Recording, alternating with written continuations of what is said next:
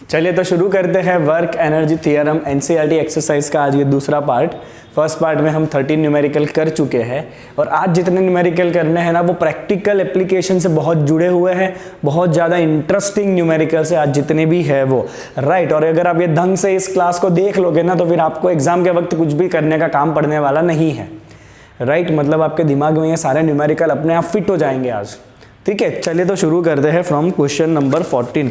चलिए देखिए question number 14 ऐसा कहा है कि a molecule in a gas container hits a horizontal wall with a speed of 200 metre per second and angle 30 degree with the normal and rebound with the same speed.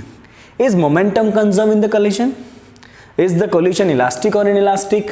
Right, तो आपको क्या कहा गया है बच्चों? There is a horizontal wall and some gas molecule is colliding with this wall at an angle of 30 degree with a normal, right? Okay, the gas molecule has a speed of 200 meter per second, so this has a speed of 200 meter per second before the collision and after collision it is rebounding with the same speed, ऐसा आपको कहा गया है। तो after collision it is rebounding with the same speed 200 meter per second. Now you have two questions, क्या collision के अंदर आपका मोमेंटम कंजर्व होगा? तो yes, momentum always conserve. Collision किसी भी टाइप का हो फर्क नहीं पड़ता है, लीनियर मोमेंटम हमेशा कंजर्व करता ही है। तो पहला आंसर आप लिखोगे कि yes, linear momentum always conserve in any kind of collision.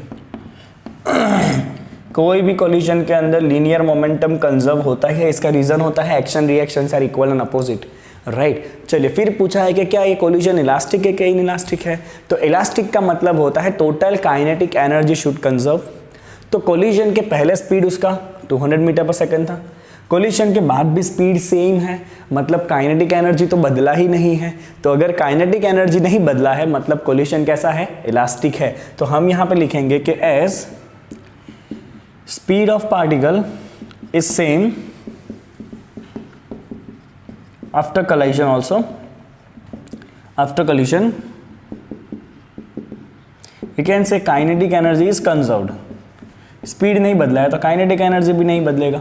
तो काइनेटिक एनर्जी कंजर्व हुआ है, इसका मतलब है कि जो कोलिशन है वो कैसा है? इलास्टिक है। Collision is elastic, that is kinetic energy is conserved. ठीक है, चलिए बच्चों क्वेश्चन नंबर 15। ठीक है, चलिए 15 नंबर क्वेश्चन बच्चों आप मोस्ट इंपॉर्टेंट मार्क कर लो और आपके घर पे भी आप ये बहुत ही ज़्यादा यूज़ में ले सकते हो इस क्वेश्चन को, राइट। पानी चढ़ाने के लिए हमारे घर में पंप होता है, राइट, क्योंकि जो टांकी होता है ना पानी का वो तो ओवरहेड टांकी होता है, राइट। उसको टेरेस पर रखते हैं टांकी को, ओके। और पंप आपको रखना पड़ता है नीचे, तभी जाके वो पंप क्या करेगा? पानी को फोर्स देगा और पानी ऊपर तक चढ़ेगा। तो इसी से जुड़ा हुआ एक क्वेश्चन है, आपको अपने घर के लिए मोटर डिसाइड करना है या पंप डिसाइड करना है, राइट, कि कितने रेटिंग का पंप आप लेने वाले हो। चलिए देखते हैं, सवाल है a pump on the ground floor of a building can pump up a water to fill a tank of volume 30 metre cube in 15 minute. तो आपका जो टैंक है पानी का, चलिए ये पानी का टैंक है, ये आपका घर है, ओके। आप बहुत पैसे वाले हो गए बच्चे सब लोग आगे जाके, तो आप लोगों ने 3 माले का बिल्डिंग बना दिया। ये आपका अकेले का घर है, क्योंकि आप बहुत पैसे वाले हो सब लोग।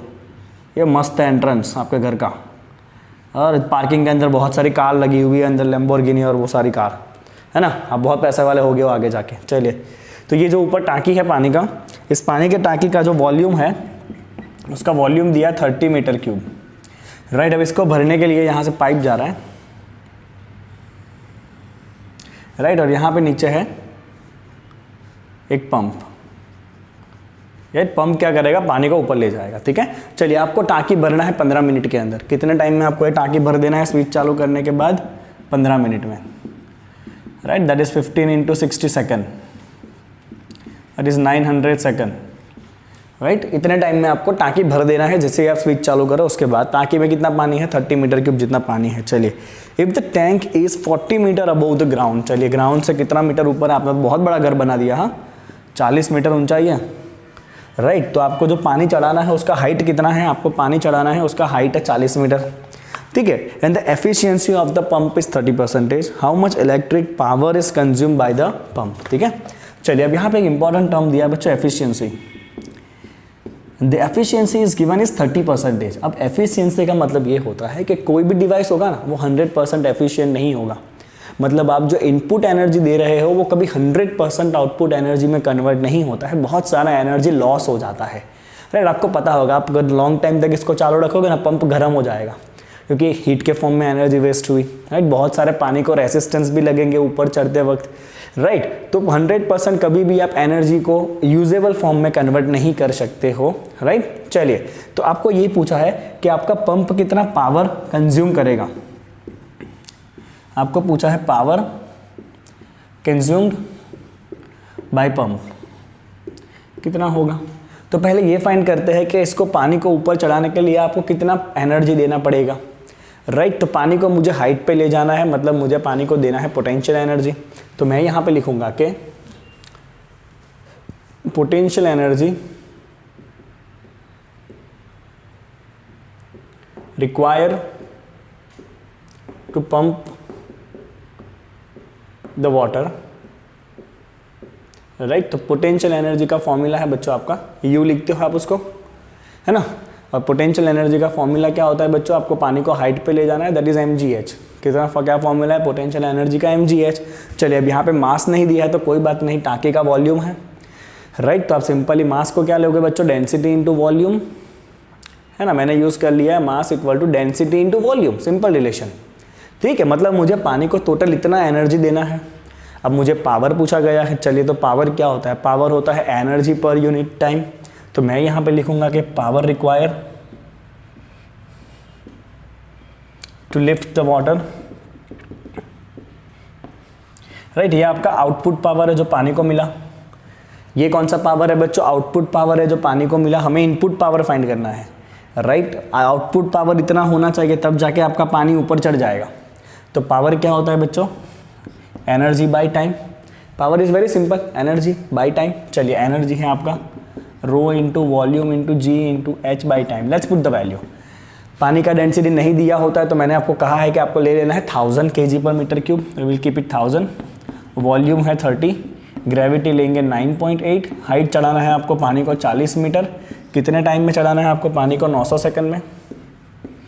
चलिए अब इसको सिंप्लीफाई करेंगे, राइट। चलिए जैसे ही बच्चों आप इसको सिंप्लीफाई करोगे तो आपका ये आंसर आने वाला है, let me tell you, 13.07 into 10⁻³ watt. तो ये है आपका 13.07 किलोवाट, राइट। तो ये तो क्या है बच्चों, आपका आउटपुट पावर है। मतलब इतना पावर तो पानी को चाहिए ऊपर चढ़ने के लिए। अब पंप जितना पावर लेगा ना वो सारे पावर को कन्वर्ट नहीं कर रहा है यूजफुल वर्क में। पंप ने जितना पावर लिया वो सारा पावर पानी को नहीं मिल रहा है, बिकॉज पंप का एफिशिएंसी खाली 30% है। तो एफिशिएंसी का मतलब समझ लो, कोई भी डिवाइस होगा बच्चों तो एफिशिएंसी का मतलब होता है output power by input power, right. तो आप यहाँ पे लिखोगे efficiency of pump, efficiency of pump is equal to output power by input power. Efficiency of the pump is output power divided by input power. very simple. चलिए बच्चों, out efficiency है 30%। 30% का मतलब है 0.3, है ना, डिवाइड बाय 100 कर देना। आउटपुट पावर आपको पता है, आपको कितना चाहिए आउटपुट पावर, पानी को चाहिए 13.07 किलोवाट। इतना पावर पानी को चाहिए तो आपको मोटर को कितना पावर देना पड़ेगा वो फाइंड करना है। तो आपको इनपुट पावर देना पड़ेगा 13.07 बाई 0.3, कुछ 40 के आजू बाजू आपका आंसर आएगा, दैट इज 43.6 किलोवाट। मतलब आपको 43.6 किलोवाट जितना पावर कुछ को देना पड़ेगा, इनपुट में आपको पंप को देना पड़ेगा, तब जाके पंप 30% एफिशिएंसी पे पानी को इतना पावर दे पाएगा और इतना पावर लेके पानी 15 मिनट में टाँका भर देगा। समझे आप। तो पहले ये फाइंड किया कि हमें जो पानी को एनर्जी देना है वो पोटेंशियल के फॉर्म में है, बिकॉज पानी को हाइट पे ले जाना है, दैट इज mgh। हमें पावर पूछा गया है तो power is equal to energy by time. ये तो आउटपुट पावर है जो पानी को चाहिए, तो पंप को कितना पावर आपको देना पड़ेगा तो आप एफिशिएंसी से फाइंड करो। Efficiency is output power divide by input power, very simple, ठीक है ना। चलिए कॉपी करिए बच्चों क्विकली इसको।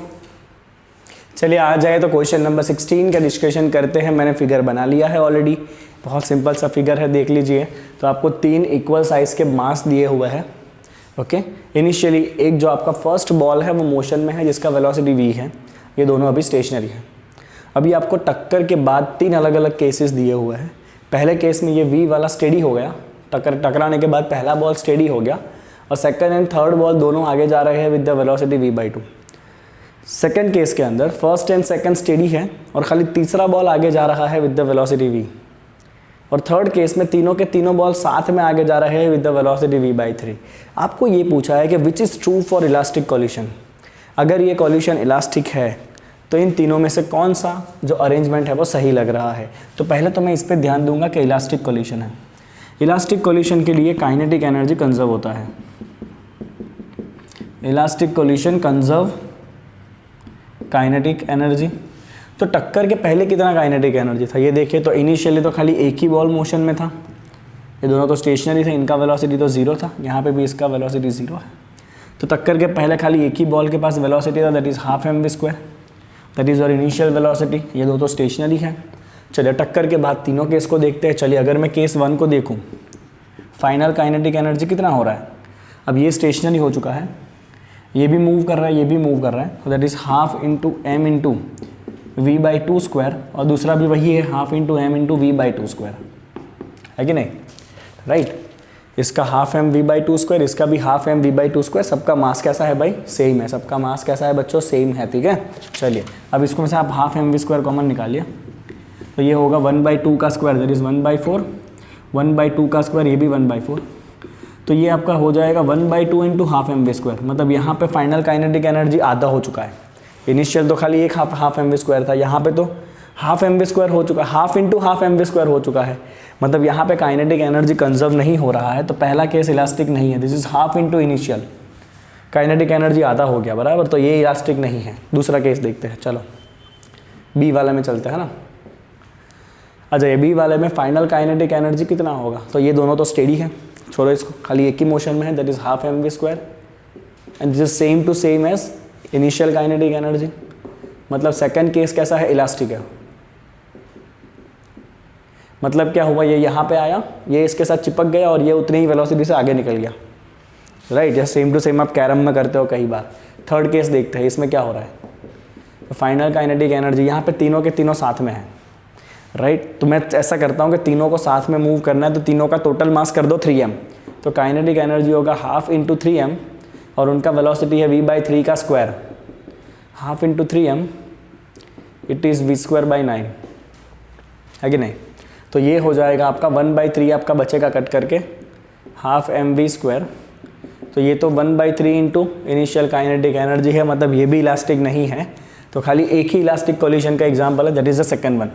अगर इलास्टिक कोलिशन होगी तो इस तरह का आपका अरेंजमेंट होना चाहिए टक्कर के बाद, बिकॉज बाकी दो में काइनेटिक एनर्जी कंजर्व नहीं हो रहा है। आई होप आप समझ पा रहे हो। चलिए बच्चों अगला सवाल देखते हैं। ओके, बहुत मस्त क्वेश्चन है। नेक्स्ट भी क्वेश्चन नंबर 17 में आपको दिया हुआ है। अभी ये पूरे क्वेश्चन रीड करने का काम नहीं है, मैं जितना अरेंजमेंट कर रहा हूँ उतना आप देखो।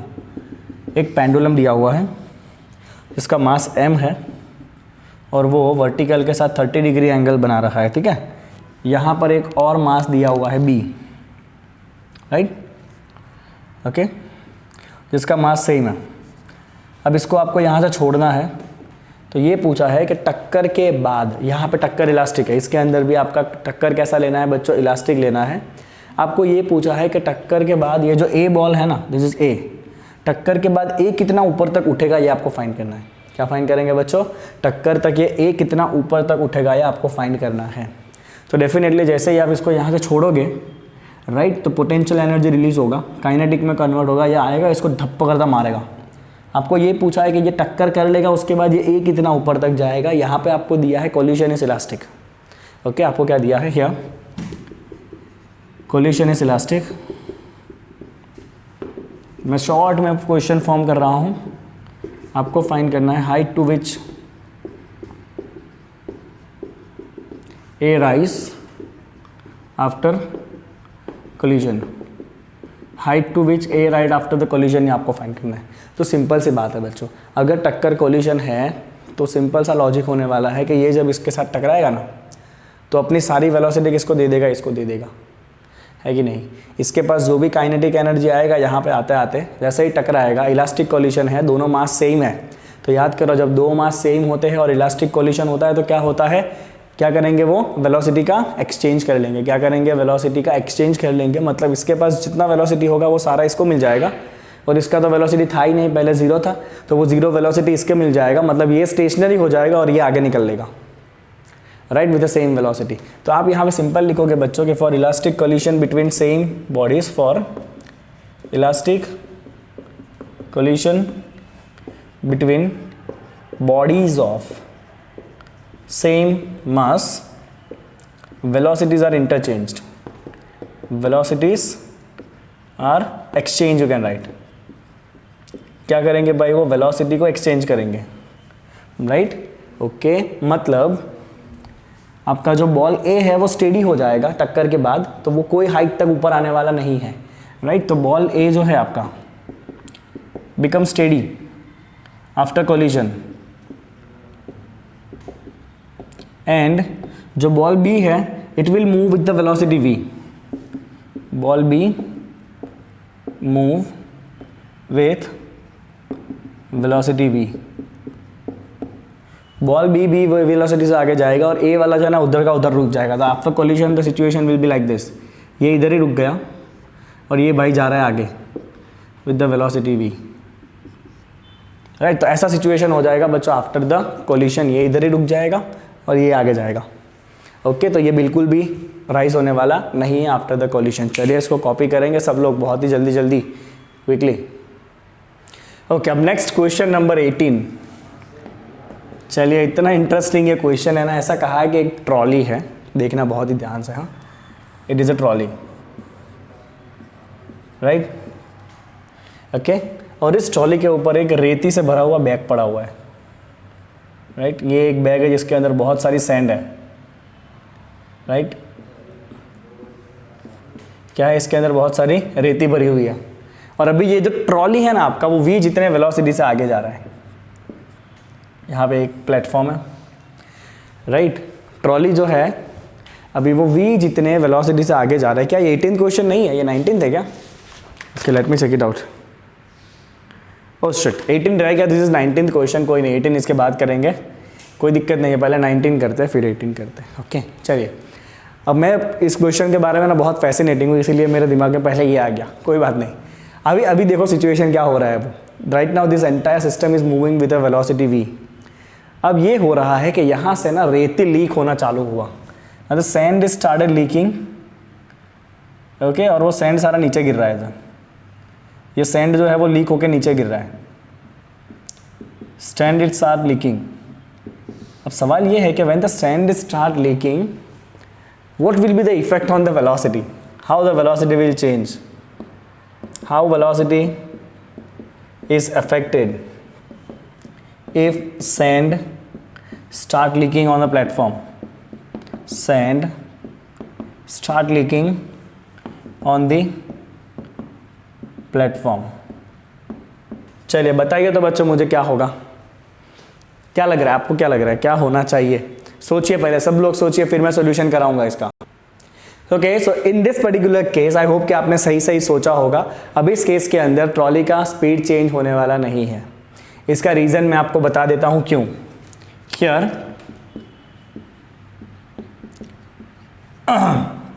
Speed of trolley will not change,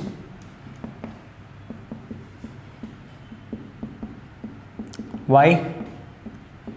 because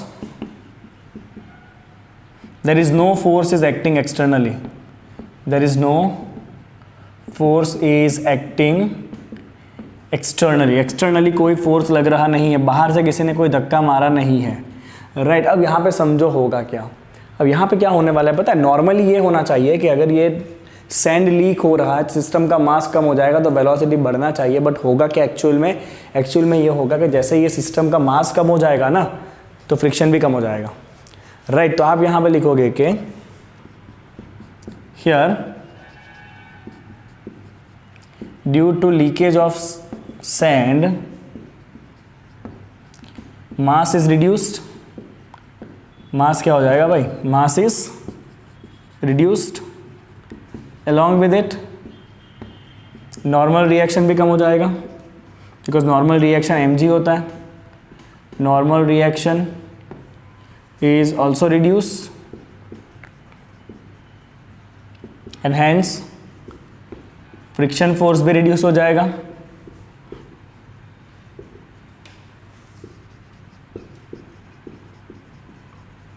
right, which counter attacked, ये फ्रिक्शन फोर्स जो कम हुआ है ना वो काउंटर अटैक करेगा डिक्रीज इन मोमेंटम को,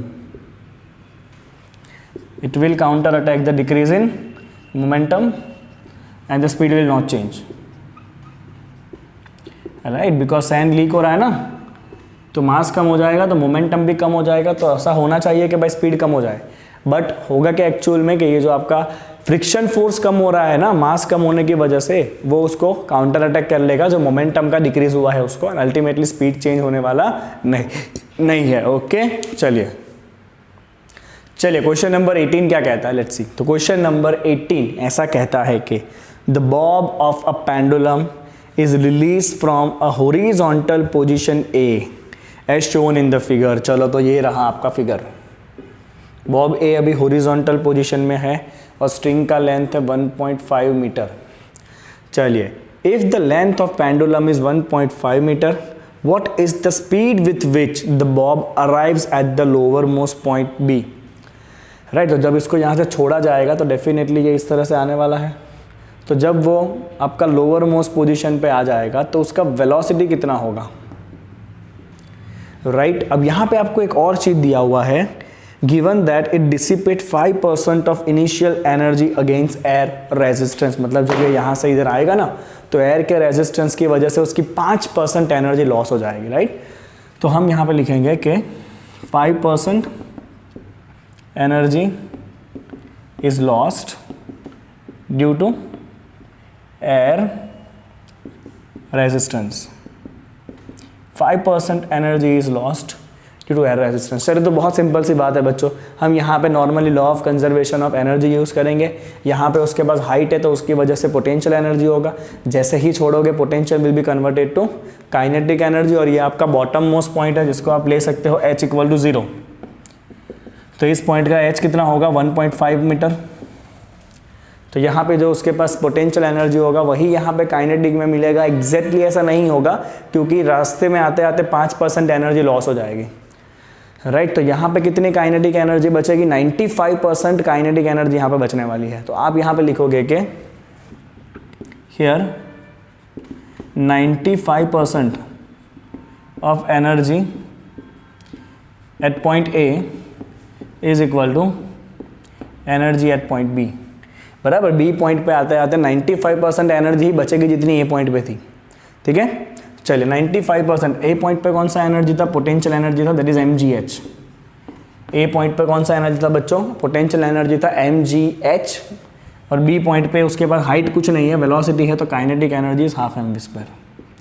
mm कट कर दो, 95% इज 0.95, ग्रेविटी डालेंगे 9.8, हाइट है 1.5, हाफ इंटू वेलोसिटी फाइंड करना है आपको। चलिए, आप इसको जैसे ही सॉल्व करोगे, राइट, तो आपका v² का वैल्यू लाते हैं। चलिए, कैल्सी 0.95 into 9.8 into 1.5 into 2, this is 18.62।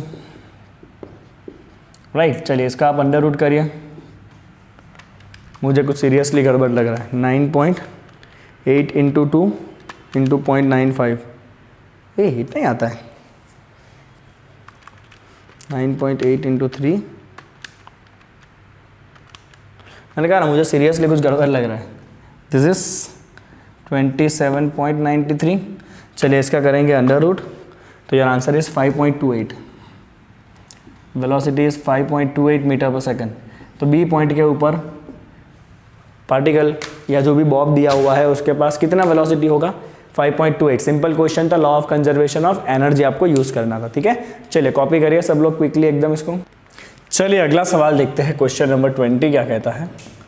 तो question number 20 is a body of mass 0.5 kg travels in a straight line with a velocity a into x power 3/2, where a is given which is 5, What is the work done by the net force during the displacement from x equal to 0 to x equal to 2? तो आपको दिया हुआ है mass 0.5 kg, velocity का formula दिया हुआ है, this is a into x raise to 3/2, where value of a is given which is 5, तो a की जगह 5 डाल दो, आपको जो दिया हुआ है वो, this is the velocity formula which is already given to you.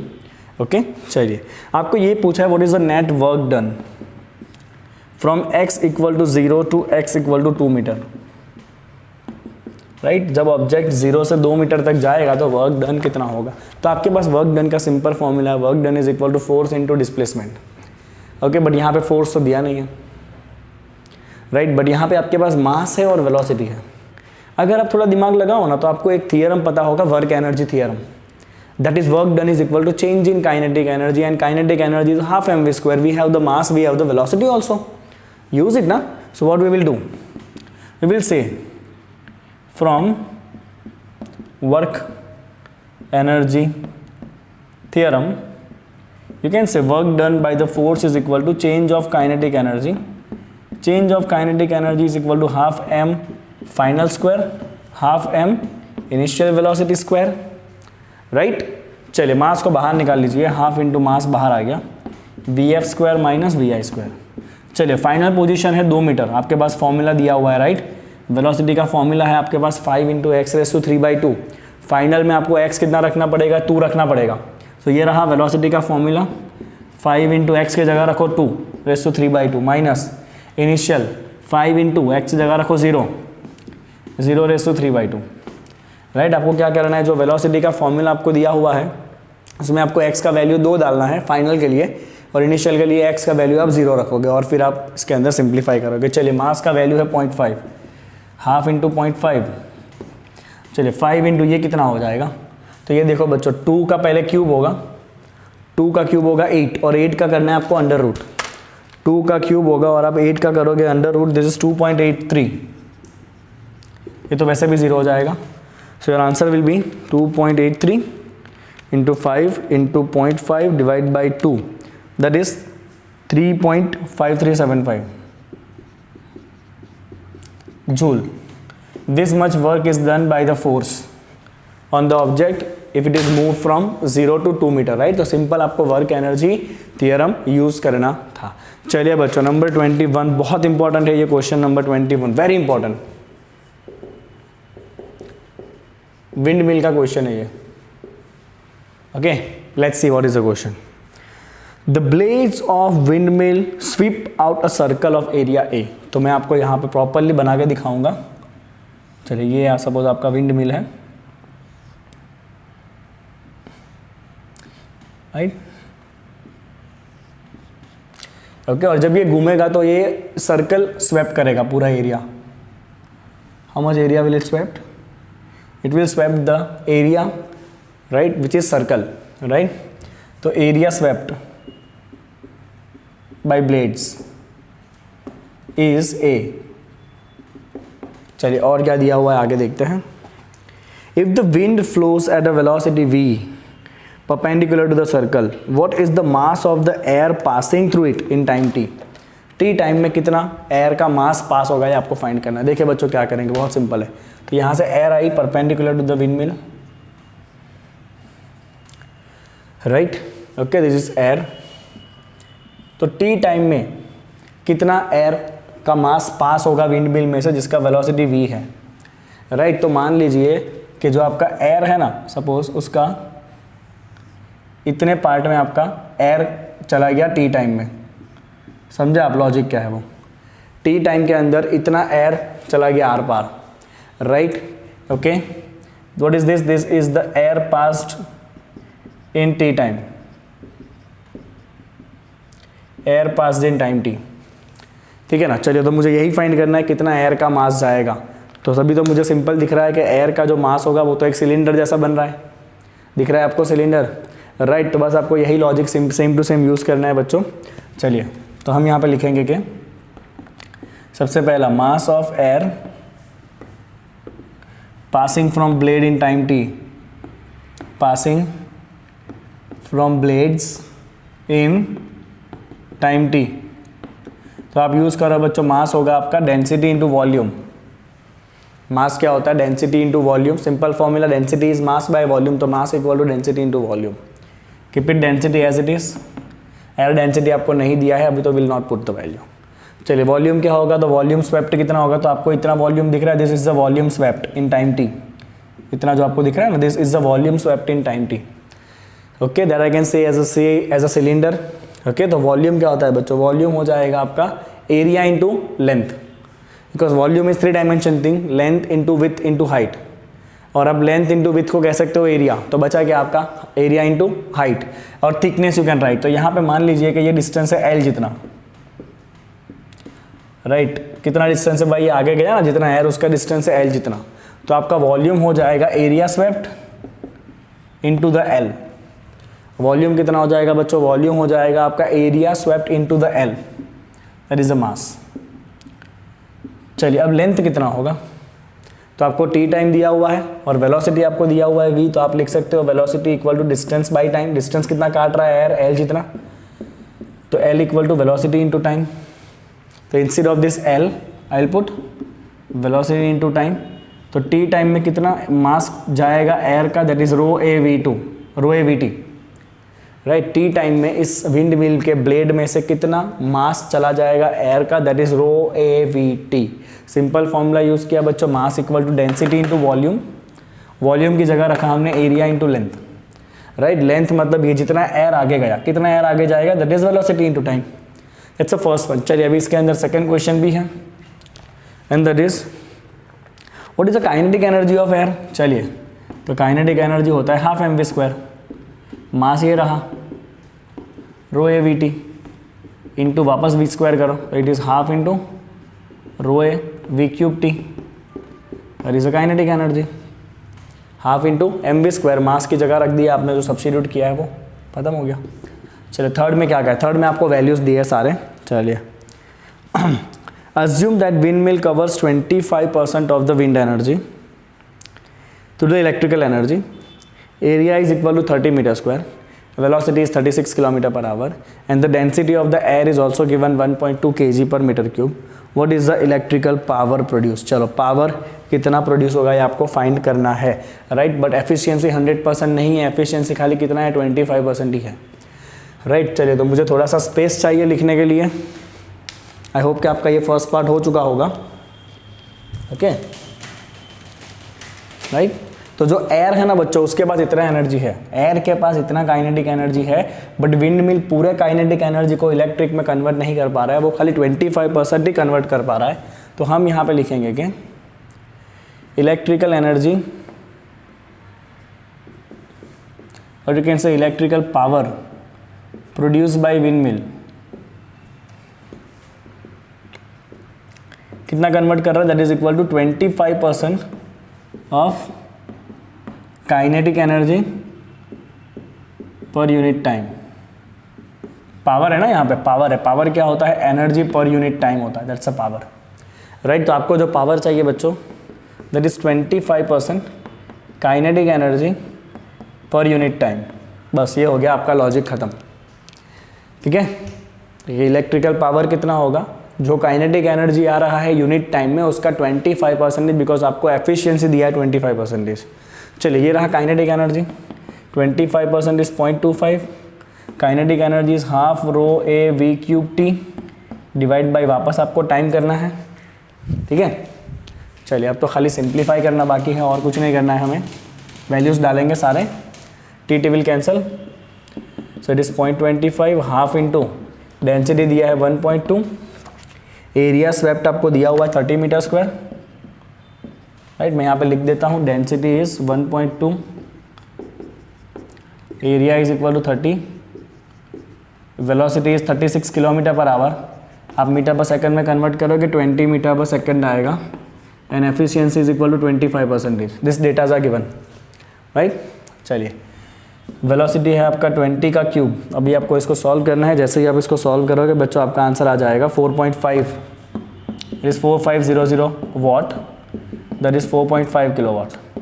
तो जो आपका ये विंड मिल है ना बच्चों, उसका आउटपुट पावर है 4.5 किलोवाट। कितना है उसका आउटपुट पावर विंड मिल का, 4.5 kilowatt is the output power of the wind mill, right. Okay, and I hope it is very clear to you, right. Output power is 4.5 kilowatt.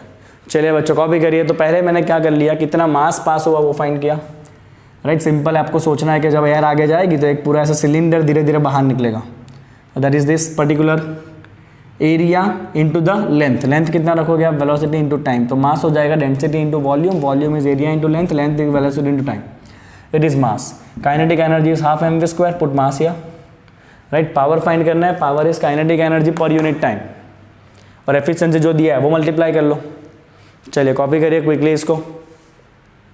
चलिए बच्चों अगला सवाल जो जिम जाते हैं उनके लिए जानना बहुत ज़रूरी है। सवाल ये है कि a person trying to lose weight, it's called dieter, lifts a 10 kg mass 0.5 metre 1000 time. कितना डंबल मारा उसने, 1000 जितना डंबल मारा, ओ बाप रे। ओके, तो mass of a dumbbell is given which is 10 kg। कितने हाइट तक वो उठा रहा है, हर बार 0.5 मीटर तक, राइट। एंड कितनी बार उसने ये रिपीट किया, 1000 times. Assume that the potential energy lost each time she lowered the mass is dissipated, right। तो हर बार वो जो मास को लोअर करेगा ना, राइट, वो एनर्जी डिसिपेट हो रही है, बट हर बार जो मास को उठाना है ना एवरी टाइम, राइट, वो पोटेंशियल एनर्जी यूटिलाइज हो रही है to burn the fat, right. Mass को नीचे करने का जो पोटेंशियल एनर्जी है वो डिसिपेट हो रहा है, मास को उठाने का जो पोटेंशियल एनर्जी है ना वो कन्वर्ट हो रहा है टू बर्न द फैट। देखिए how much work does she do against the gravitational force. तो पहला आपको ये पूछा है, work done against the gravitational force.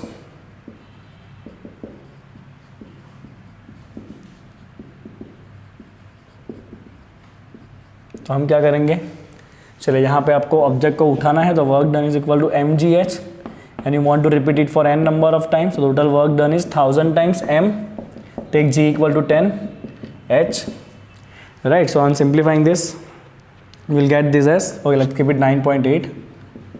तो ये आपको मिलेगा बच्चों 49,000 जूल। कितना वर्क डन किया उसने, 49,000 जूल जितना उसने वर्क किया, राइट। ओके, क्या किया, सिंपली ऑब्जेक्ट को उठाना है तो एनर्जी कितना चेंज होगा, mgh, और जो एनर्जी चेंज करना है वो वर्क ही देने वाला है, और जो खुद वर्क करेगा उसी से ऑब्जेक्ट उठेगा, and he is doing it, she is doing it for the N number of time, that is 1000 into mgh। चलिए अब आपको सेकंड पार्ट इंपॉर्टेंट है इसका। सेकंड पार्ट में ये पूछा है, fat supplies 3.8 into 10⁻7 joule of energy. Body में जो फैट होता है ना वो कितना एनर्जी सप्लाई करता है, 3.8 इंटू 10⁻7 जूल। तो एनर्जी सप्लाइड बाई फैट,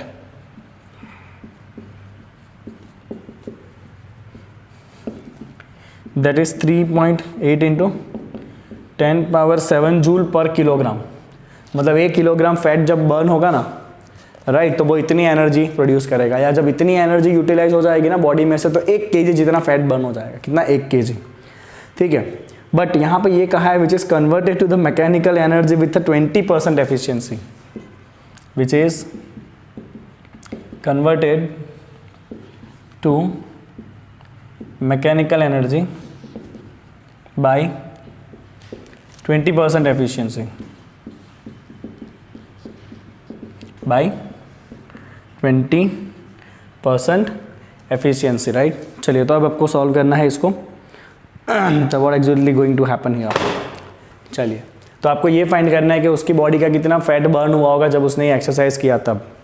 तो ये जो भी वर्क हुआ है ना ये मैकेनिकल वर्क है, बिकॉज ऑब्जेक्ट को उठाना है, तो this is the kind of mechanical work, right. पहले ये दिमाग में डाल लो। अब ये फैट जब 1 kg बर्न होगा तो वो टोटल इतना एनर्जी देगा, बट उसमें से मैकेनिकल एनर्जी खाली 20% ही होगा। तो हम यहाँ पे लिखेंगे कि mechanical energy by burning of fat, right. So total energy का कितना, खाली 20%, that is 20% of the energy. कितना एनर्जी फैट दे सकता है, 3.8 इंटू 10⁻7 जूल पर kg।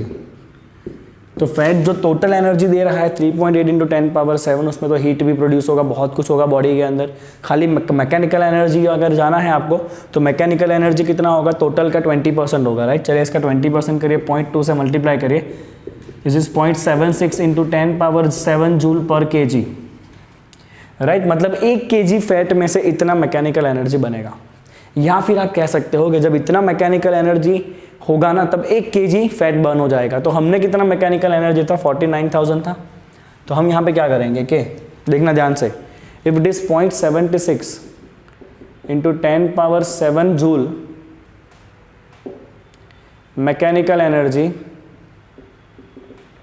burn 1 kg fat, it burn 1 kg fat, right. अगर इतना मैकेनिकल एनर्जी हुआ तो 1 kg फैट को बर्न करेगा। तो हमारे पास इतना मैकेनिकल एनर्जी है एक्सरसाइज का 49,000 जूल मैकेनिकल एनर्जी कितना बर्न करेगा ये, मैकेनिकल एनर्जी बर्न कितना करेगा भाई ये 49,000 divide by 0.76 into 10⁻7 into 1 kg, समझे ना। 49 इतने से 1 kg फैट बर्न होगा, तो इतने मैकेनिकल से कितना फैट बर्न होगा। चलिए सॉल्व करते हैं बच्चों।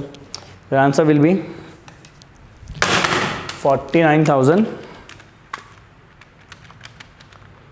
Divide by 0.76 divide by 10⁻7। Okay चलिए ये आ रहा है बच्चों 0.00647 किलोग्राम इंटू 1000 करो 6.447 ग्राम, इतना फैट बर्न होगा। How much fat is burn, that is 6.447 ग्राम। वो इतना सारा एक्सरसाइज किया, कितना 1000 बार डंबल उठाए, 1000 बार डंबल उठाए, कितने केजी के 10-10 केजी के डंबल 1000 बार उठाए, तो बॉडी का खाली वेट कितना घटेगा, बॉडी का खाली इतना वेट घटेगा 6.5 ग्राम। तो सोच लो कि बॉडी उतारना कितना मुश्किल काम है वो, राइट। बॉडी उतारना बहुत ही मुश्किल काम है। ये एक प्रैक्टिकल एग्जांपल है फॉर रियल लाइफ सिचुएशन, जो एक्सरसाइज करते हैं उनके लिए, ठीक है। तो इसीलिए खाने पे कंट्रोल रखो, ओके। चलो बिकॉज एक बार बढ़ा ना तो उसको उतारना बहुत मुश्किल है। कॉपी करो चलिए इसको। चलिए बच्चों अगला सवाल है आपका सोलर पैनल के ऊपर। चलिए अब आपको सोलर पैनल डिजाइन करना है, that is also very very very important question. And the question is a large family uses 8 kilowatt of power. Family को 8 किलोवाट पावर चाहिए, बराबर। जो नीड है ना पावर का, वो नीड कितना है भाई, 8 किलोवाट का तो नीड है ही है, ठीक है। चलिए अब क्या कहा, direct solar energy is incident on the horizontal surface at an average rate of 200 वाट पर स्क्वायर मीटर। चलिए जो सोलर एनर्जी इंसिडेंट हो रहा है वो कितना इंसिडेंट हो रहा है वो देखते हैं। सोलर एनर्जी इंसिडेंट कितना दिया है भाई, दैट इज 200 वाट पर मीटर स्क्वायर। मतलब 1 मीटर स्क्वायर का अगर आपके पास एरिया होगा ना, ये 1/1, तो ये एरिया हो गया 1 मीटर स्क्वायर, उसके ऊपर कितना सोलर एनर्जी गिर रहा है, दैट इज 200 वाट।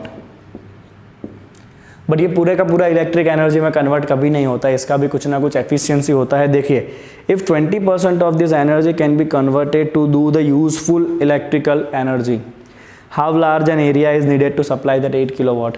तो यहाँ भी आपका एफिशिएंसी कितना है, खाली 20% ही है। तो यहाँ पे हम लिखेंगे एफिशिएंसी इज ओनली 20%। मतलब जो 200 वाट जितना एनर्जी गिर रहा है ना, पावर गिर रहा है ना, उसमें से खाली 20% ही आप इलेक्ट्रिकल एनर्जी में कन्वर्ट करा सकते हो। तो हम यहाँ पे लिखेंगे कि electrical power obtain from sun, that is 20% of incident power. चलो 20% इज 0.2, इंसिडेंट पावर है आपका 200 वाट पर मीटर स्क्वायर, तो ये हो गया आपका 40 वाट पर मीटर स्क्वायर। अब इसका मतलब आप समझ लो बच्चों कि आपको अगर 1 मीटर स्क्वायर एरिया हुआ ना, तो वहाँ से आपको 40 वाट जितना इलेक्ट्रिकल एनर्जी मिलेगा। तो मैं यहाँ पे लिखूँगा कि 40 वाट नीड 1 मीटर स्क्वायर एरिया। तो आपका टोटल नीड कितना है, 8 किलो वाट है, मतलब 8000 वाट जो आपका नीड है। अगर आपको ये 8000 वाट पावर चाहिए तो आपको कितना बड़ा सोलर पैनल लगाना पड़ेगा, दैट इज 8000 बाई 40। इसे करेंगे कट, ये हो जाएगा आपका 200 मीटर स्क्वायर। इतना आपको सोलर पैनल लगाना पड़ेगा। कितने साइज़ का सोलर पैनल होगा बच्चों, ये 200 मीटर स्क्वायर साइज़ का आपको सोलर पैनल लगाना पड़ेगा। तो आपको उसमें से 8 किलोवाट जितना इलेक्ट्रिकल एनर्जी मिलेगा। अब इसके अंदर भी दूसरा पार्ट है, compare this area to that of the roof of a typical house. अब जो टिपिकल हाउस होता है ना नॉर्मली, ओके, तो टिपिकल अगर आप वो डिपेंड करते हैं आप कितने पैसे वाले हो, राइट। तो नॉर्मली जो टिपिकल हाउस होता है ना, उसका अगर ये रूफ है, अब ये आपको अपने हिसाब से आंसर लिखना है, राइट? ओके, तो सपोज ये रूफ है और आपका जो घर है सपोज उसका लंबाई है 20 मीटर और चौड़ाई है 10 मीटर, तो आपका ये एरिया कितना हो जाएगा? 200 मीटर स्क्वायर हो जाएगा, मतलब आपकी नीड फुलफिल हो जाएगी। आपको भी उतना ही एरिया चाहिए और आपका जो रूफ है उस पर भी अगर उतना ही एरिया है तो आपका काम हो जाएगा। तो आप ऐसा लिख सकते हो कि एरिया ऑफ टिपिकल हाउस, ये बहुत बड़ा होता है, हाँ ये भाई ये बहुत बड़ा एरिया है। Area of a typical house is somewhere near to 200 metre square, मतलब आपका जो नीड है वो आपके घर के रूफ से ही फुलफिल हो सकता है अगर आपका घर बहुत बड़ा है, अगर आप बहुत पैसे वाले हो तो। बाकी इतना बड़ा घर नॉर्मली नहीं होता है, because we normally live in flats. तो ये तो उनके लिए जिनका रो हाउस हो, है ना, जिनका बस छत हो। हमारे लिए तो क्या हुआ, हम तो फ्लैट में रहते हैं ना। ओके, तो हमें कोई सोलर पैनल इतना काम में आने वाला नहीं है, ठीक है। अगर सारे बिल्डिंग वाले डिसाइड करें कि चलो भाई सब मिलकर सोलर पैनल डलवाते हैं तो बात अलग है, राइट। चलो, तो ये हो गया बच्चों आपका सोलर पैनल से जुड़ा हुआ क्वेश्चन। यहाँ पे आपका वर्क एनर्जी पावर का एनसीईआरटी एक्सरसाइज खत्म होता है। अभी 5 या 6 क्वेश्चन और करने हैं, that is of additional exercise. Okay, but पहले आप इसको कंप्लीट कर लीजिए, एडिशनल एक्सरसाइज भी करेंगे हम।